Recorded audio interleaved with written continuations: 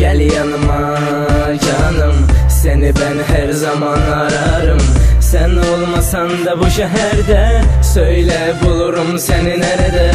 Gel yanıma canım, seni ben her zaman ararım.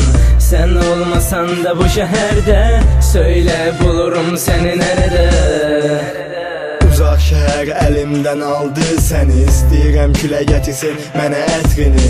Sən bilirsən səni çox sevirəm, mənə dedin ki Jack mən gedirəm. İstəmirəm artıq göz yaşını görüm, sən mənə də öl, mən ölüm. Danışıram həyatdan yeni bir bölüm, yadına gəlirmi səni necə öpdüm. Əllərindən tutduqca titrəyirdi əllərin, külək əsdikcə əsirdi sənin tellərin. Məni bezdirib artıq sənin kaprizlərin.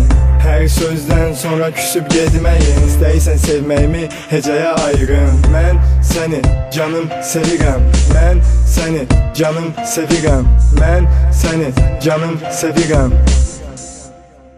Gel yanıma canım, seni ben her zaman ararım. Sen olmasan da bu şehirde, söyle bulurum seni nerede. Gel yanıma canım, seni ben her zaman ararım. Sen olmasan da bu şehirde, söyle bulurum seni nerede. Не запрещено без тебя быть, не бросай ты меня canım. Sensiz mən yaşaya bilmərəm, tərk etmə məni, mən ölərəm. Sensiz mənim günüm yox, səni sevirəm canım çox. Bir yadda saxla bu sözləri, iki səni sevirəm mən ay dəli.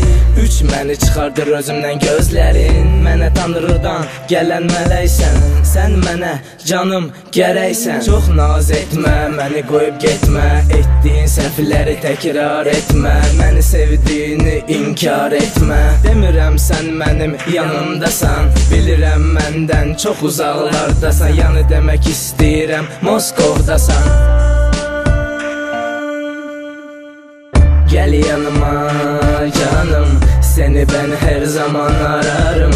Sen olmasan da bu şehirde, söyle bulurum seni nerede. Gel yanıma canım, seni ben her zaman ararım. Sen olmasan da bu şehirde, söyle bulurum seni nerede.